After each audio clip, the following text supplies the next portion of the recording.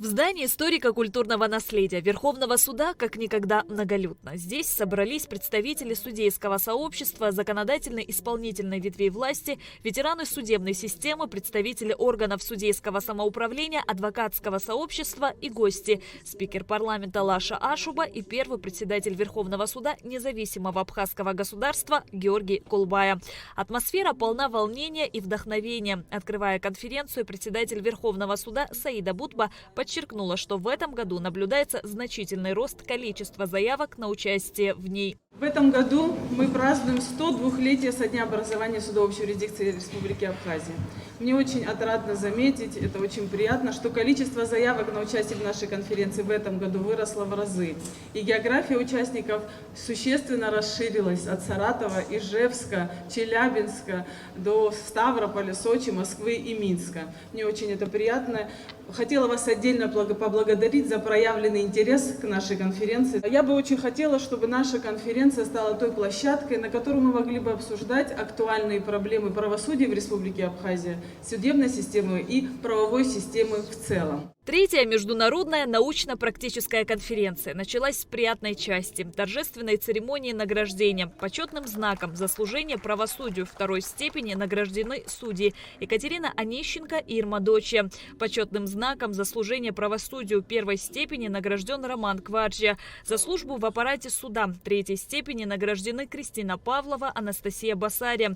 Почетного знака за службу в аппарате суда первой степени удостоена Нино Камкия. За безупречную работу в аппарате судов общей юрисдикции, образцовое выполнение должностных обязанностей и почетной грамотой Верховного суда награждены работники аппарата судов общей юрисдикции Абхазии Виолетта Делба, Инал Саманба, Яна Ломия. За интенсивность и высокие результаты работы, оперативность и качество выполнения должностных обязанностей благодарностью председателя Верховного суда награждены Мануэла Джагаева, Вадим Саманба, Виолетта Тарасян, Камила Куртгейлия.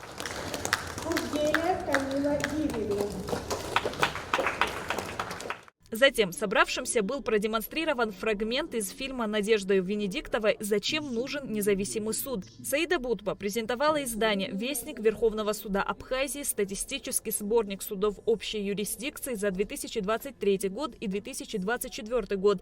Бюллетень Верховного суда. Книгу «Уголовное законодательство Абхазии». Это наш очередной бюллетень Верховного суда, в который вошли пленумы, постановление Пленума Верховного суда, постановление Президиума Верховного суда и приказы председателя Верховного суда.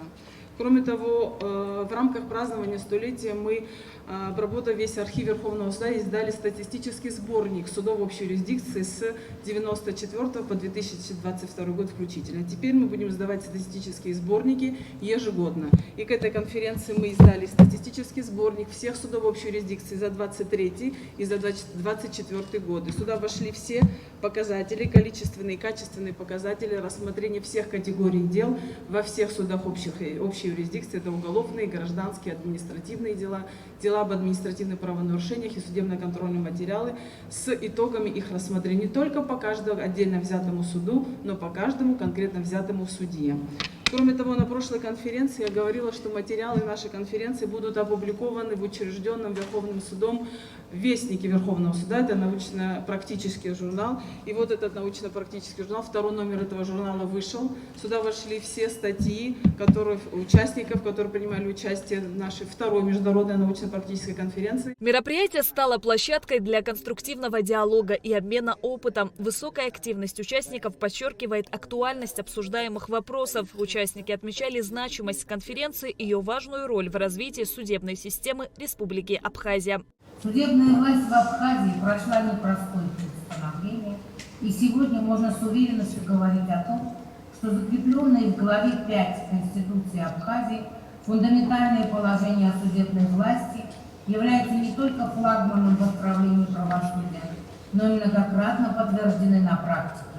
Они соответствуют всем высоким требованиям, закрепленным в основополагающих документах Организации Объединенных Наций относительно правосудия в целом и бангалорским принципам поведения судей в частности. Поднимавшаяся уже сегодня тематика независимости судебной власти, обеспечения независимости правосудия как такового и участия, равенства участников процесса является, наверное, одной из самых больных тем для любого форума, так или иначе посвященного направлению правосудия. Потому что именно от равенства участников процесса, именно от того, насколько мы уважительно относимся друг к другу при отправлении правосудия, во многом зависит, состоится акт правосудия или акт правосудия окажется невозможным. После пленарного заседания конференция проходила в рамках 3 секций: права граждан на правосудие, состояние и тенденции развития судебной системы Республики Абхазия, проблемы судопроизводства в Республике Абхазия. Всего в секционных заседаниях выступили более 30 докладчиков. Шазина Ханагуа, Алексей Гухава, Абхазское телевидение.